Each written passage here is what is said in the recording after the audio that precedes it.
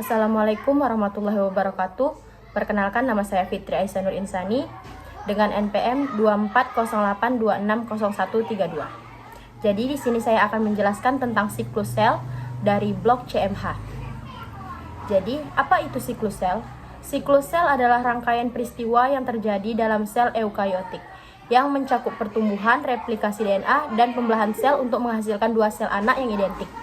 Proses ini sangat teratur dan bergantung pada mekanisme kontrol yang kompleks agar sel dapat tumbuh dan berkembang dengan baik. Memahami siklus sel sangat penting dalam kedokteran, karena gangguan dalam pengaturan siklus sel dapat menyebabkan berbagai penyakit, terutama kanker.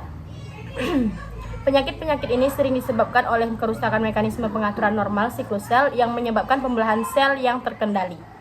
Apa saja fase-fase dari siklus sel? Yang pertama ada interfase. Interfase ini terbagi lagi menjadi tiga, yaitu G1 atau gap 1, S, sintesis, sama G2 atau gap 2. G1, pada fase G1, sel melakukan pertumbuhan dan sintesis protein yang diperlukan untuk replikasi DNA. Sel juga memeriksa apakah lingkungan eksternal mendukung untuk melanjutkan siklus sel. Yang kedua ada sintesis. Pada fase S, DNA disalin atau direplikasi setiap kromosom di dalam sel menggandakan DNA-nya sehingga setelah pembelahan, setiap sel anak akan memiliki salinan lengkap dari materi genetik. Baru G2. Fase G2 adalah fase akhir sebelum mitosis. Sel mempersiapkan diri untuk mitosis dengan meningkatkan sintesis protein yang memeriksa apakah DNA telah direplikasi dengan benar. Jika ada kerusakan pada DNA, sel dapat memperbaikinya sebelum melanjutkan ke mitosis.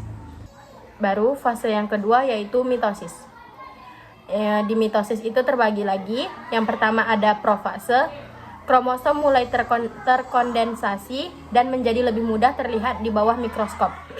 Membran nukleus mulai rusak dan struktur yang disebut spindle apparatus mulai terbentuk untuk memisahkan kromosom. Baru ada metafase. Kromosom yang sudah terkondensasi berada di tengah sel pada lempeng metafase, yang merupakan posisi persiapan untuk pemisahan kromatid. Baru yang ketiga ada anafase. Pada anafase, kromatid saudara mulai dipisahkan dan ditarik menuju kutub yang berlawanan. Ini memastikan bahwa setiap sel anak menerima set kromosom yang identik. Yang terakhir ada telofase. Pada tahap ini, kromosom mulai dekondensasi atau mengendur, dan membran nukleus mulai terbentuk kembali di setiap set kromosom, menandakan akhir dari pembagian inti sel. Baru prosesnya yang terakhir itu ada namanya sitokinesis. Sitokinesis adalah pembagian sitoplasma yang mengarah pada pembentukan dua sel anak. Proses ini terjadi setelah mitosis selesai, dan dengan demikian menghasilkan dua sel yang identik secara genetik. Jadi, bagaimana sih pengaturan siklus sel? Yang pertama itu ada regulasi oleh protein cyclin dan cyclin dependent kinases atau CDKS. Siklus sel diatur oleh interaksi antara protein cyclin dan CDK atau cyclin dependent kinase. Cyclin adalah protein yang konsentrasi dan aktivitasnya berubah-ubah sepanjang siklus sel, mengikat CDK untuk memfasilitasi transisi antar fase siklus sel. Ada cyclin berikatan dengan CDK untuk membentuk kompleks aktif yang mengaktifkan fosforilasi protein target yang diperlukan untuk transisi antar fase siklus sel. Baru ada CDK sendiri adalah enzim yang mengatur proses fosforilasi untuk memfasilitasi transisi antara fase-fase tersebut. Baru yang kedua itu ada checkpoint pada siklus sel. Pada siklus sel terdapat beberapa checkpoint yang berfungsi untuk memastikan bahwa sel tidak melanjutkan ke fase berikutnya jika ada masalah.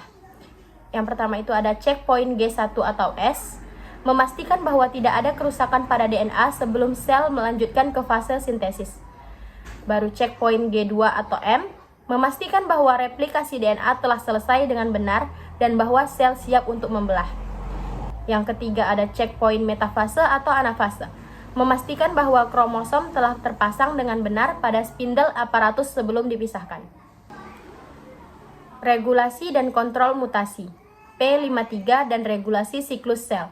P53 adalah penjaga genom, karena berfungsi untuk mendeteksi kerusakan DNA. Jika kerusakan DNA terjadi, P53 dapat memicu perbaikan DNA atau menginduksi apoptosis atau kematian sel terprogram jika kerusakan tidak dapat diperbaiki. Mutasi pada gen P53 sangat sering ditemukan pada berbagai jenis kanker yang menyebabkan sel dengan DNA rusak tidak mengalami apoptosis dan terus berkembang biak. Yang kedua ada retinoblastoma protein atau RB. RB adalah protein yang menghambat transisi dari fase G1 ke fase S. Ketika RB berikatan dengan E2F atau faktor transkripsi, ia mengalami transkripsi gen yang diperlukan untuk replikasi DNA.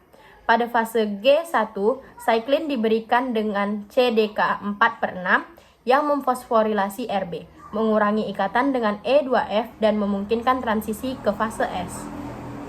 Baru ada gangguan pada regulasi RB dapat menyebabkan proliferasi sel yang tidak terkontrol yang sering terjadi pada kanker. Terakhir ada siklus sel dan kanker. Penyimpangan dalam siklus sel. Kanker seringkali terkait dengan mutasi pada gen-gen yang mengatur siklus sel. Mutasi ini mengaruh pada pembelahan sel yang tidak terkendali, yang merupakan ciri khas kanker. Proses-proses kontrol normal siklus sel, seperti perbaikan DNA dan apoptosis, terganggu pada sel kanker. Contoh-contoh penyakitnya yaitu ada mutasi pada CDK4 atau cyclin D, dapat mengarah pada transisi yang tidak terkontrol antara fase G1 ke fase S, yang menyebabkan proliferase sel yang cepat dan abnormal. Contoh penyakit yang kedua yaitu ada mutasi P53 pada kanker, menghilangkan kemampuan sel untuk mengidentifikasi dan mengatasi kerusakan DNA, mempercepat perkembangan tumor. Sekian dari saya akhiri. Wabillahi taufiq wal hidayah. Wassalamualaikum warahmatullahi wabarakatuh.